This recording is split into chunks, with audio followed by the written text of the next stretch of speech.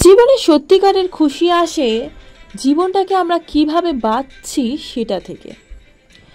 শুধুমাত্র টাকা পয়সা রোজগার করা মানেই জীবনে হ্যাপি থাকা নয়। সত্যিকারের হ্যাপি থাকতে গেলে আমাদের জীবনে চাই স্বাধীনতা। হ্যাঁ বন্ধু, একদমই সত্যি। তুমি তোমার ফিউচারটাকে কিভাবে ডিজাইন করছো, তুমি তোমার লাইফটাকে কিভাবে ডিজাইন করছো, তুমি কিভাবে তোমার ফিউচার ডিজাইন করছো যাতে তোমার কাছে থাকে অনেক অনেক সময় এবং জীবনটাকে তুমি সুন্দর করে বাঁচতে পারো, সুন্দর করে উপভোগ করতে পারো। নাকি তুমি অন্যের জন্য কাজ করতে করতে দিনের শেষে ক্লান্ত হয়ে ঘুমিয়ে পড়ো এবং পরের দিন সকালে উঠে চিন্তা করো আবারও তোমাকে ছুটতে হবে। কিসের জন্য ছুটতে হবে? অন্যের স্বপ্ন পূরণের জন্য ছুটতে হবে। তুমি যদি নিজের স্বপ্ন পূরণ না করতে চাও তাহলে সারা জীবন তোমাকে অন্যের স্বপ্ন পূরণ করে যেতে হবে। একদমই তাই। তোমার জীবনের সুখ, শান্তি, স্বাধীনতা সবকিছু তুমি দিনে দিনে ভুলে যাবে। এই পরিস্থিতিটাকে মেনে নিতে নিতে নিতে তুমি মৃত্যুর দিকে এগিয়ে যাবে।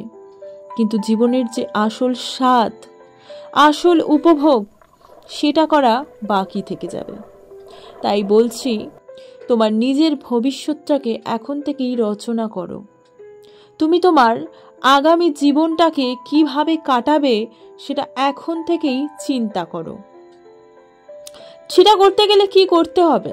প্রথম যেটা করতে হবে সেটা অন্যকে দোষারোপ করা বন্ধ করো, কমপ্লেন করা বন্ধ করো।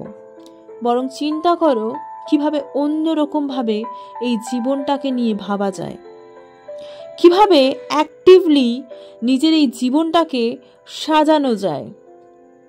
দ্বিতীয়ত, নিজের উপর ফোকাস করো। প্রবলেমের উপর ফোকাস না করে সলিউশনের উপর ফোকাস করো। সমস্যা জীবনে প্রচুর থাকবে, কিন্তু তার সমাধান কি সেটা চিন্তা করো।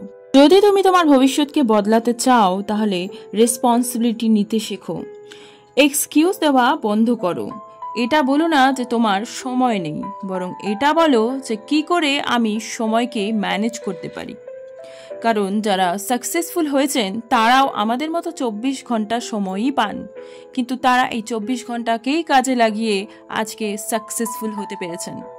তাই বন্ধু, এই 24 ঘন্টার মধ্যেই তোমাকে ম্যানেজ করে তোমার নিজের জন্য কাজ করতে হবে, পরিশ্রম করতে হবে।